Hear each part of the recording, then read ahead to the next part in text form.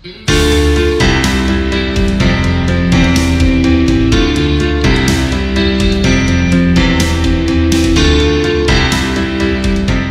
кызматтын материалдык жана техникалык базасын жакшыртуу иштери Жалал Абад облусунда дагы уланууда. Бүгүн УКМКнын Каракөл шаардык бөлүмчөсүнүн жаңы имараты ишке берилип, ачылыш аземге атайын кызматтын төрагасы Камчыбек Ташиев катышты. Ал өз сөзүндө бир топ маанилүү жагдайларга токтолуп, атайын кызматтын ардагерлерине да кайрылып өттү.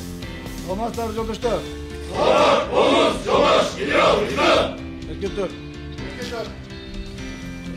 Биринчи иш-чаранын негизи бул азыр күндө мамлекетибиздеги шайлоо процесси. Мына шайлоо процесси, парламентке шайлоо процесси өтө кызуу жүрүп атат азыр күндө. Ошого менен баарыбыз келип жеттик, жана ошону баарыбыз аткарып атабыз. Негизинен шайлоо бүгүнкү күндө тынч, жакшы өтүп атат, бирок ошол эле мезгилде кайсыл бир деңгээлде мыйзам бузуучулуктар бар жана катталып жүрөт. Президентибиздин урматтуу президентибиз Садыр Омаржаевич Жапаровдун указ чыккан шайлоонун административдик ресурстарды колдонбоо боюнча, колдонбой таза өткүзүү боюнча указ чыккан. Ошол указдын негизинде ар бир мамлекеттик кызматкер, бул мамлекеттик кызматкери болобу, же муниципалдык кызматкери болобу, же укук коргоо органдары кызматкерлери болобу, эч ким кичинекей баягы бир сотрудниктен баштап башчысына чейин эч ким эч кандай шайлоо өнөктүгүнө, агитация өнөктүгүнө катышпоого милдеттендирилген. Ушуну так билип алышыбыз керек. Мындай нерсе ушуга чейин болгон эмес. Себеби дегенде ушуга чейин болуп өткөн шайлоолордо эч кандай мындай указ чыккан эмес. Мындай указдар менен милдеттендирилген эмес. Бирок кайрадан эле жанагы айтылбаган багыттар менен административ ресурсту колдонуу боюнча толук аракеттер жүргөн. Мына мен билемин, биз өзүңүздөр эле жакшы билесиздер, жерлерге жетекчилерди бөлүп, кайсыл партияны өткүзүш боюнча, кайсыл партияны өткүзбөш боюнча, кайсыл кандидат керек, кайсыл кандидат керек эмес деген тапшырмаларды берилип жогору жактан. Ошол тапшырмалар келип, ылдыйга түшүп, силердин деңгээлиңерге түшүп, анан сиздер ошону аткара баштагансыздар. Жерлерде контролду. Кимдир бирөөнү артка тартып аткансыздар, кимдир бирөөнү алдыга сүйрөп аткансыздар. Ошентип административдик ресурс толук колдонулуп келген. Мына быйылкы жылы ал нерседен биз кайттык. Жаңы конституциянын негизинде, жаңы кабыл алган конституциябыз негизинде мыйзамдуулукту орнотуунун негизги принциптери түзүлдү. Ошол принциптердин негизинде президентибиз указ чыгарды.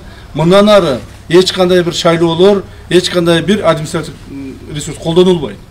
Элдин өзүнө, шайлоочулардын өзүнө мүмкүнчүлүк беришибиз керек.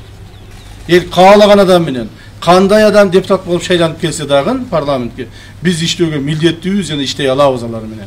Мына административ ресурс боюнча кайсыл бир аракет кылып аткан адамдарга биз каттуу жазаларын көрүп атабыз. Негизинен мына жакында эле бир нече мамлекет кызматкерлер жумуштан алынды. Көпчүлүгүнө сөгүштөр жарыяланды. Көпчүлүгүнө ошол кызматтык абалынын пайдалангандыгы үчүн мамлекет тарабынан жазалар берилди. Бирок ошого карабастан дагы деле мыйзам бузуулуктар бар. Жерлердеги акимдер, мэрлер, айыл өкмөттүн башчылары, губернаторлор, же болбосо министрликтердин кошуундары жерлердеги ошолордун иштөө көзөмөлүн карашыңыздар керек. Өзүңөр мыйзам бузуучулукка барбагыла, эси кайсыл бир органдан административ ресурс колдонулуп аткан болсо, мамлекеттик кызматкер согласно указу президента не имеет права агитировать за кого-либо кандидата или за какую-либо партию. Вот это вы должны обеспечивать. Кандидаттар өздөрү дагы мыйзамды сакташ керек. Кандидаттар өздөрү дагы мына административ ресурс болбогондон кийин, мамлекет кайсыл бир деңгээлде эч кимге басым көрсөтпөгөндөн кийин алар өздөрү дагы ошол мыйзамдуулук сакташ керек. Кандидаттардан ошону биз мыйзамдуулук сакташын камсыз кылуу мына сиздердин милдетиңиздер. Ошону да байкашыңыздар керек. Бизде маалыматтар бар, көптөгөн кандидаттар азыр ушундуп күтүп отурушат. Мына бир апта калганда баштайбыз, 2 күн калганда сатып ала баштайбыз, 3 күн калганда сатып ала баштайбыз. Мына бир апта, 2 күн, 3 күн калганда күнү түнү уктабашыңар керек. Күнү түнү контролдошуңар керек. Если кайсы бир жерде силер билбей калып, ошол жанагы сатып алуу, сатуу процесстери жүрүп кете турган болсо, ошол жердеги биздин кызматкерлер жазаланасыңар. Кандидаттар өздөрү дагы ушул мыйзамдуулук сактоо боюнча бир-эки сөз айтып кетейин. Мына кээ бир кандидаттар ушундай болуп чыгып атышат. Ушул программасын эмес, негизинен ушу бирөөнү жамандоо боюнча, ушул жасалып аткан иштерге каралоо боюнча, туура эмес маалыматтарды элдин арасына таратуу боюнча көптөгөн иш аракеттерин жүргүзүп атышат.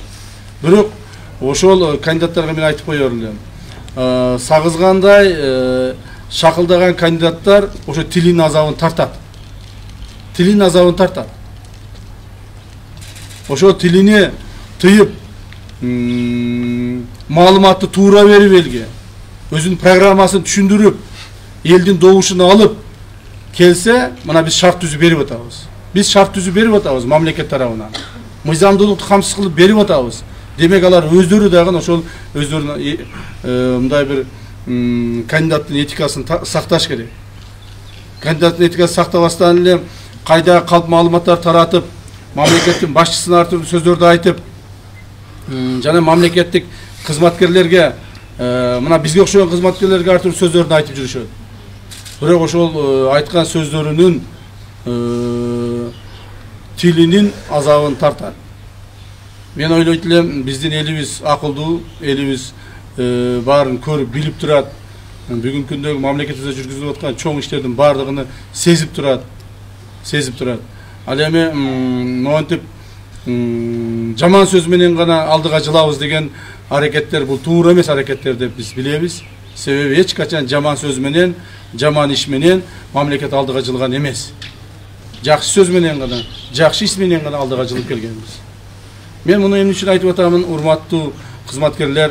Себеби бүгүнкү күндөгү мыйзамды, бүгүнкү күндөгү шайлоону таза өткүзүш, мыйзамды чегинде өткүзүш, бул биздин негизги милдетибиз. Мына ушул айда, ноябрь айынын аягына чейин шайлоону таза өткүзүшүбүз керек. Если кайсыл бир кандидаттар мыйзамды буза турган болсо, эч кандай кандидатка карабастан анын кылган ишине, ээлеген ордуна, коомдогу ордуна, же болбосо кайсыл бир деңгээлдеги мамлекеттик кызматтарда иштеген тууган уругунун бардыгына, жоктугуна карабастан биз аларга жооп тартабыз. Даже шайлоо бүткөндөн, эгерде булар ойлоп атса керек, шайлоо акыркы 1-2 күндө биз акча таркатып калабыз деп. Даже шайлоо бүткөндөн кийин дагы аларды биз жооп тартабыз. Мына ушуну жакшы түшүнүш керек. Даже шайлоо бүтүп, шайлоо бүтүп, ошол элди сатып алып, шайлана турган кандидат боло турган болсо, эгерде биз ошону доказать эте турган болсок, ал кандидатты биз алып салабыз. Ал депутат болбойт. Мыйзам бузуучулук менен эч ким депутат болбош керек. Өзүбүзгө да талапты коюп атабыз, алардан дагы ошо талапты талап кылып атабыз. Мыйзамдуулукту. УКМКнын Каракөл шаардык бөлүмчөсүнүн имаратында заманбап үлгүдөгү зарыл техникалык каражаттар, эс салуу бөлмөсү, атайын мончо, ашкана сыяктуу шарттарда түзүлгөн.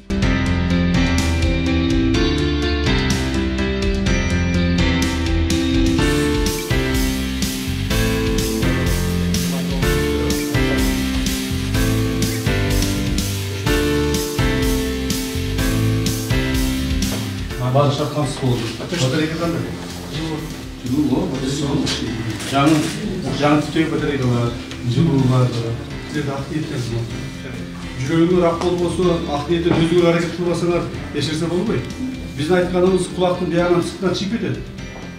Самыйлар жүрөктө болуш керек. Мындай жазылар.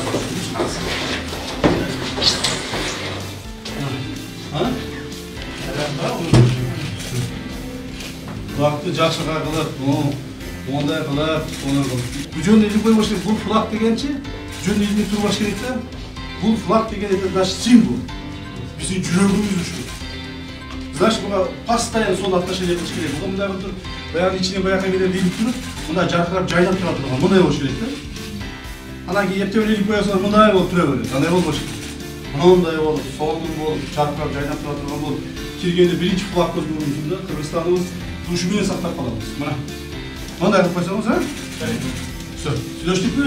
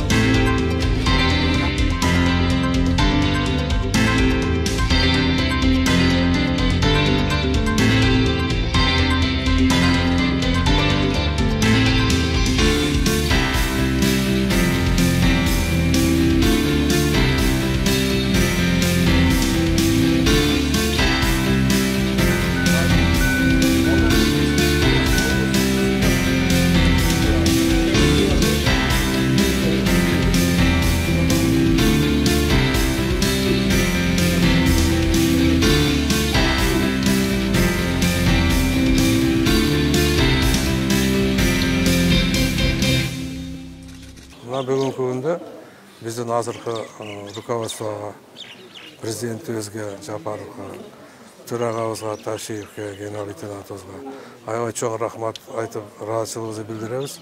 Бүгүнкү күндө мына ошол татынакай зданияларды салып, современный. Мен ушул жерде ишти баштагандан баштап келип кабар алып турдум. Ар бир оперге өзүнчө душевой туалеттери бар. Күн ысыкта жуунуп таранып алат. Иштегенге шарттын баарын түзүп берген. Азыркы заманда только иштеш керек, и еще раз иштеш керек. Мен ушунчалык бүгүнкү күнү ыраазы болуп атам. Балдар ушундай жакшы күндөр көрөт экен деп.